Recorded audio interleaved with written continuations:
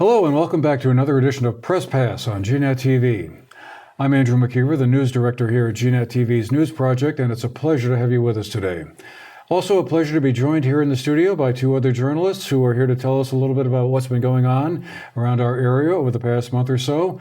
Real pleasure to welcome back to Press Pass Greg Sukiennik, who is the engagement editor of the Brattleboro Reformer, Manchester Journal, and Bennington Banner, and also the editor of Southern Vermont Landscapes. Greg, good to have you with us today. Great to be here as usual, Andrew. Thank you.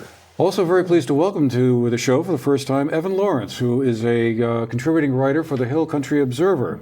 The Observer is based over in Cambridge, New York, but covers parts of Bennington County, Massachusetts, the Berkshires, as well as Washington County over in New York. And Evan, welcome to the show. Thank you. Great to have you with us today, and thank you both for making the time to be with us today and get us caught up on what's been going on. Before we get into that, though, Evan, tell us a little bit about The Observer. It's a monthly paper that comes out? We publish every month except for January and March, and we started in 2004. The office is in Cambridge, but we cover eastern New York from Hudson up to Glens Falls, Rutland, and Bennington counties in Vermont and the Berkshires in Massachusetts. Wow, that's a big beat. Yes, it's a big beat. Well, that sure gives you lots of things to write about, for sure. That's a lot of space. I wanted to say one of the stories that you had written for, I think it was your July paper on the Putnam project in Bennington was really excellent. Thank you. I really encourage any of you who may have missed it to go back and check it out. It really goes into the background of that project really well. Greg, the last week or so we've had a couple of things going on here in the neighborhood that are kind of interesting. We could talk about last Friday, September 20th. There was that climate strike rally that took place in Manchester and other places around here, notable for the involvement of many area students in that. What did you make of all that? Do you think there's going to be some chapter to follow that, or are we going to have another case where folks got upset about something? It was time to coincide with the discussions at the UN in New York around this and the new report that's just come out this week.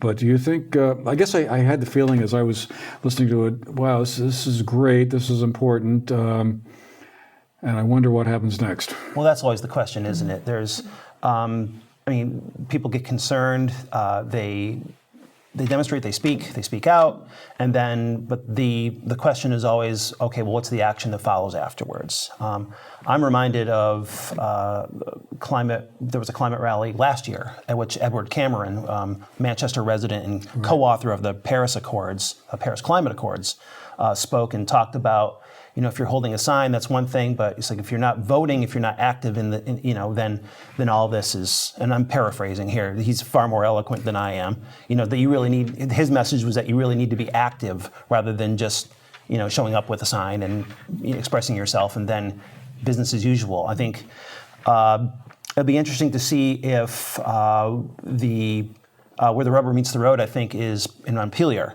where there's a coalition of lawmakers, including Kathleen James from Manchester, who've got some climate legislation ready to go that they're going to introduce. And I think whether there's broad support for that is, I think that's where we start getting into, okay, well, we've had the rally and we've had people make their opinions known. Well, how does it translate into policy, and how does it translate into whether anything changes? I think people are. You certainly sense, and you can sense from the involvement of the students, and that ties directly into what's going on at the UN with Greta Thunberg and with the involvement of younger people and talking about their concerns about the world they're going to inherit and what's going to be left of it. That's the other component that I think. We've seen how students. High school students in this area have gotten interested and have gotten active, and it's not just about protesting, and it's about actually trying to work for change, whether it was plastic bags, whether it was the state's gun laws, and now let's see. Seems to me that there's engagement on climate. Well, let's see how that translates.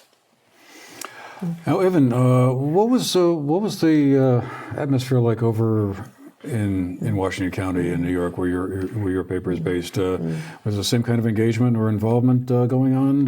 Was it your impression?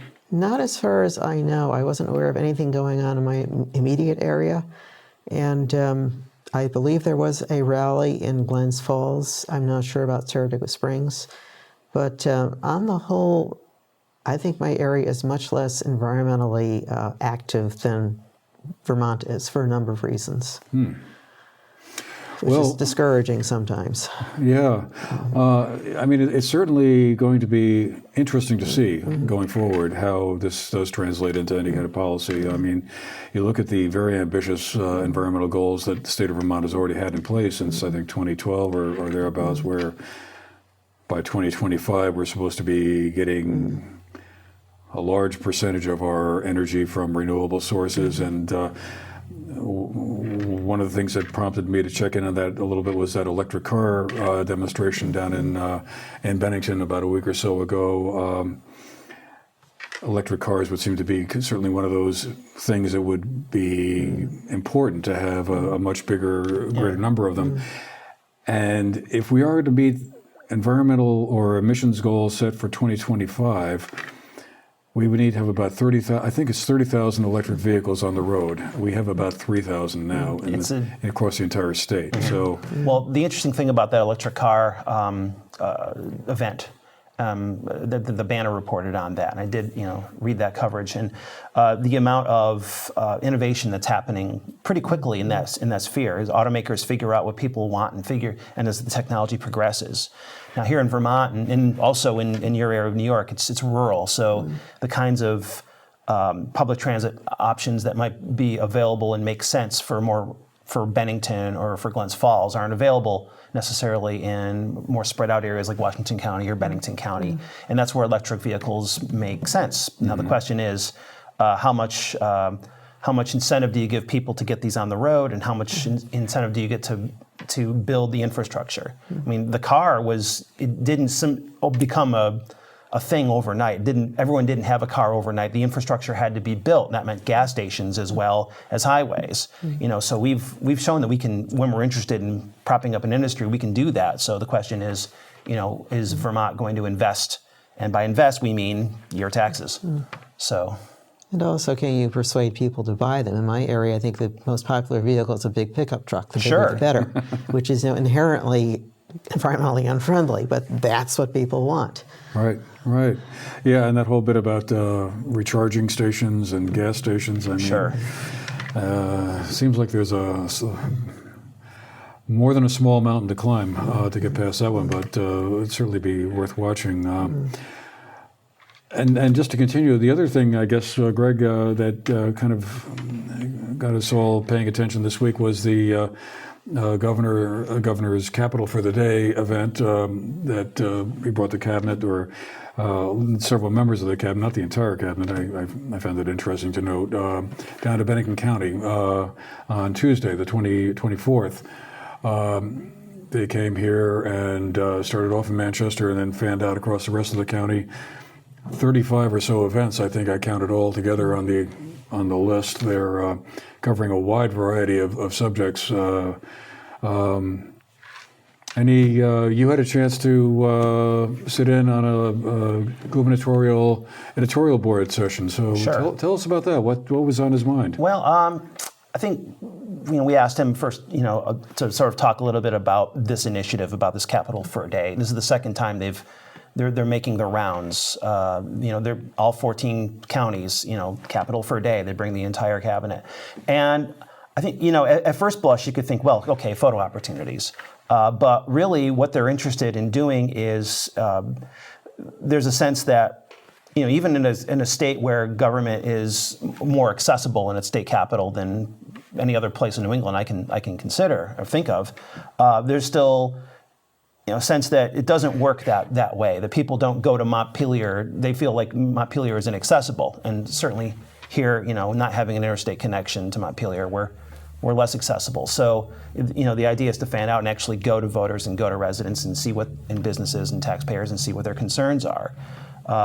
To that end, you had the Secretary of Education, the Secretary of Commerce, and agriculture. Just the events all over the area where folks are talking to folks about public safety. Certainly the concerns about recruiting firefighters are continue to be a concern. Talking to businesses, visiting Mack Molding, visiting some of the larger employers, and then the opportunities, certainly the photo opportunities like the groundbreaking for housing at Lake Perrin and Shasberry. As for the governor, we asked him a few questions about some issues. He's on the environmental questions. He's said he was concerned about what's happening in Washington. Certainly, Governor Scott's never made his disdain for President Trump very. He's been fairly transparent about that. But there's still his positions haven't changed with regards to carbon tax, with regards to windmills on ridge lines, still on whether we're going to tax and regulate the sale of marijuana. In Vermont right now, it's legal to possess it, but not legal to purchase or sell it. He's still his bar is still having a roadside test, which doesn't exist yet. So so we're able to talk a little bit about those issues, about higher education and about funding for workplace training and higher ed. So it's always one thing about Vermont is that and I'm coming up on starting my 4th year here, is that time flies, huh? It does. Is that one of the first things I did when I first got here in October of 2016 was then Lieutenant Governor Scott was across the street at the Equinox Hotel Resort, and I just walked over and just chatted with him like we're talking now. Right. And unlike Massachusetts and Connecticut, where I'd worked before, you didn't need to sign forms in triplicate, and there wasn't a squadron of handlers surrounding him. It's just the governor, and so it's always refreshing to me to sort of re-experience that Vermontness, if you will, that access really is still person to person. And I think this is, sort of underscores and emphasizes, the importance of that. Right. The one thing I sort of took away from the conversations I saw or people I talked to was the labor shortage situation, the demographic challenges Bennington County faces, and the fact that there's just employers seem to be having a really hard time finding not just qualified workers, but workers, period. And I got a sheet that was distributed by Michael Harrington, the labor secretary, or acting labor secretary, I guess he technically still is, that showed that I think there are 10% fewer workers in Bennington County now than there were 10 years ago. It was really quite shocking, really. Even if we've heard so much about this subject for quite a while now. Sure. But still, it's it's really kind of stunning. And it drills down to a quality of life issue because you're talking about fewer people to serve as volunteer firefighters, fewer people to be, select board members or members of town committees, fewer taxpayers, to fund the things that we need to do that we need to fund to make life livable. So it goes well beyond the employment implications, which are important in and of themselves. Right, and now that all changes is another interesting question. Then, climate change came up as one way of maybe in 5 or 10 years we'll see a repeat of the Back to the Land movement from the 1970s or something like that, and that will regenerate the population. But anyway, I wouldn't discount that. Yeah, having grown up in southern Connecticut, knowing how much of southern Connecticut's shoreline is going to disappear or move inland over the next 50 years, those people are going to have to go somewhere. Yeah. They built an entire neighborhood in Boston, the Seaport District, and it's going to be underwater. Yeah. Much like southern Connecticut. Yes. Yeah, that's pretty freaky stuff. Yes. Let's pivot at this point over to you, Evan. You have a story in the current issue of The Observer on a new era for hemp. Yes. Tell us a little bit about that. Hemp has been in the news a lot lately as perhaps a panacea for the Vermont agricultural sector, which is struggling a lot with low dairy prices and like in the farming industry in general, I suppose. But a lot of people are pointing to hemp as like being a pathway out of that. Mm-hmm. Is that what you're finding out, or where do we see this all going? Now, the interest that I found in Vermont, Massachusetts, and New York is mostly growing hemp for CBD oil, which is very high value. Not so much for fiber and seed, which are comparatively low value, certainly. There's a lot of people looking into it. The states all have different ways of regulating it. So I think Vermont, you need a $25 permit. In New York, you have to be part of a research project, and it's a $500 fee. Massachusetts is somewhere between the two. But if everybody who applied for a permit to grow hemp is actually for CBD oil actually does it, there's going to be a big lot on the market. The price will presumably drop a little bit. Yeah. My understanding is that there's also, while there are a lot of farmers who are planting hemp, and probably a lot more who are thinking about doing it, getting it processed, it seems to be a bit of a bottleneck. There's not enough processing facilities out there. Is this the sort of thing that like a farmer could do themselves if they really wanted to? It requires very specialized equipment. One of the people I talked to is sending his crop to a processing facility on Long Island, which is certified organic.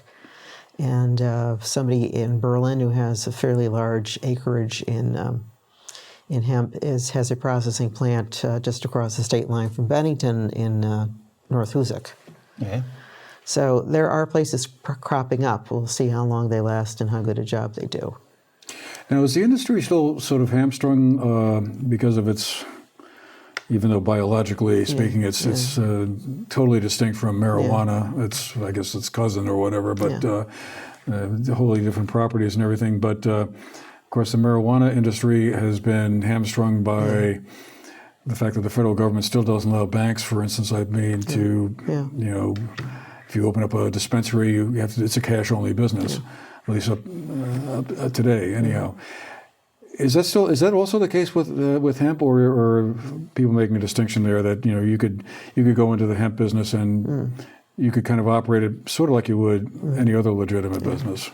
The 2018 Farm Bill took off all federal restrictions on growing hemp, which is defined as having less than 0.03% THC content. THC being the chemical that gives you the high. So you could smoke a whole lot of hemp and nothing would happen except a sore throat. So you can get bank loans now for hemp, I believe in most places. It's certainly not restricted in any way. States will be able to set up their own regulations. I think the biggest issue is that it's really hard to tell just from looking at dried plant whether it's hemp or marijuana. So there are some issues around that. But I think another problem at the moment is that there's still confusion in the public mind about the difference between the two. So there's a lot of crossover with the marijuana stigma, but I think as people get used to the idea, it will be clearer about what's hemp and what isn't. And certainly the plant has a huge number of applications. Supposedly it's good at rebuilding soil, it sequesters carbon. It could have many, many good applications once we get past the CBD oil hump. But the CBD is at least getting people started and giving people a chance to see what the plant can do and what it can be used for. Yeah, there's so much interest in it now. I find myself wondering, wow, this could go from being sort of a relatively rare product to something that's like just sort of, there's too much of it and make it hard to make a profit growing it. Well, any farm business always runs the risk of sort of that supply and demand, especially when there's a. One of my first assignments for the Associated Press was meeting an emu farmer, and and that market had climbed up on speculation and then fell off a cliff, and then leaving folks with birds they couldn't afford to take care of. So CBD oil might or might never rise and fall the same way, but certainly it's a more versatile product than a flightless bird, and it's. We think about its potential for textiles, for biodegradable containers. I think it all, like you said, it all comes down to the economy, the support economy growing to be able to process, and education. I mean, I still make that, connection myself as hemp and marijuana being sort of the same thing. They're not, and I have to sort of remind myself that. So it's we'll see. Well, meanwhile, one other thing that's been drawing interest locally here, Greg, is the apparent arrival of a TJ Maxx outlet at the Manchester Shopping Center.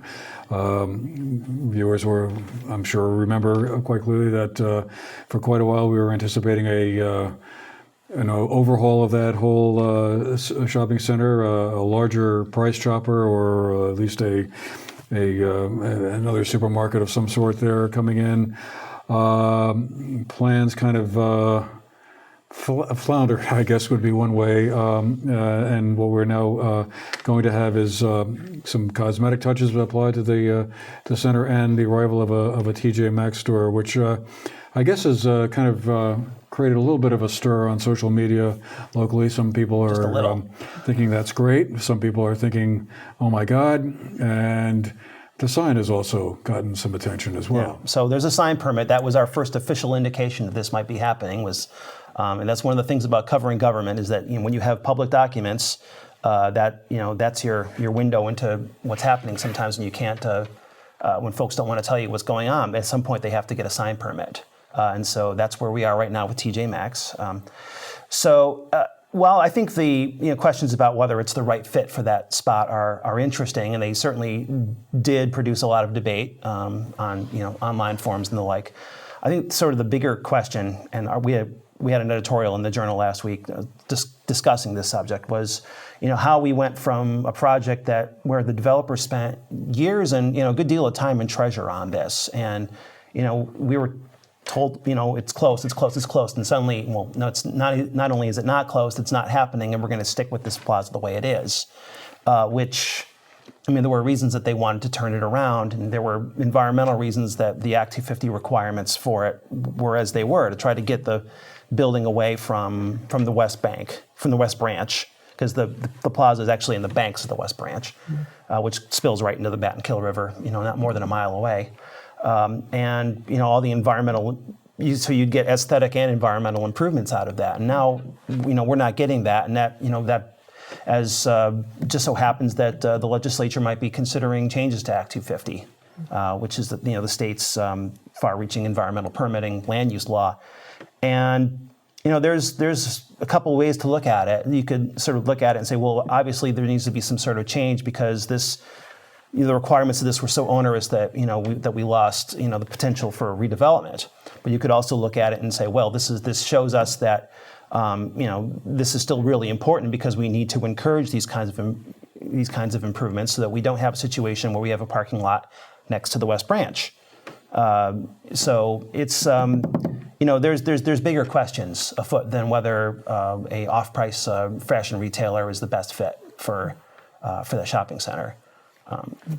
So in the meantime, it's certainly not the last we'll hear about it. Manchester, with its position in retail for as long as it's had it, there's always been a lot of passionate debate, in every direction about whether this was the right path for us to take, and what might have happened or what we should do in the future. And certainly with retail changing, there's all kinds of avenues for the town to consider its economic balance, and whether it could still pin all its hopes into one economic segment, or should diversify. So, to be continued. Indeed, it's been a fascinating story, and to your point about the Act 250 revision, I had chances to talk to some of the legislators around here about that, because they were considering that bill during the past session in Montpelier.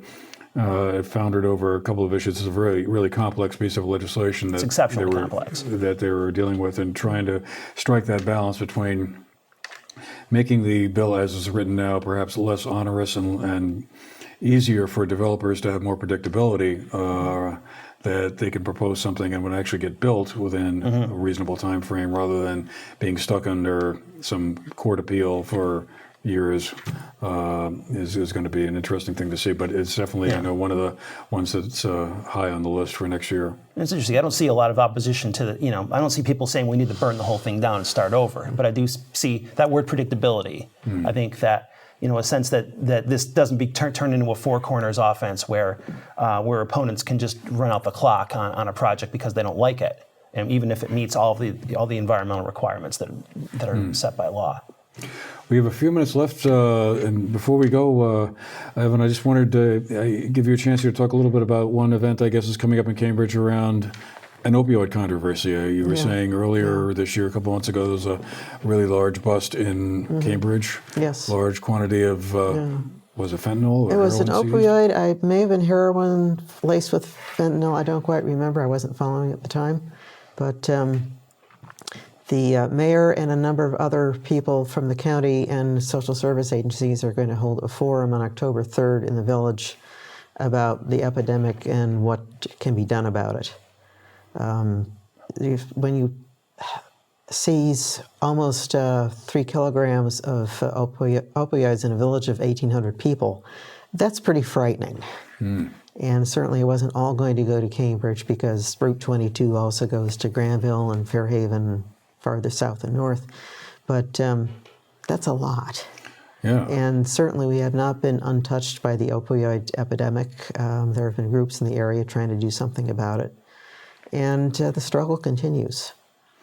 I was wondering because I'm not aware of there being a lot of sort of drug busts or people being arrested for using or distributing heroin or fentanyl over that way. But that clearly qualifies as a major quantity.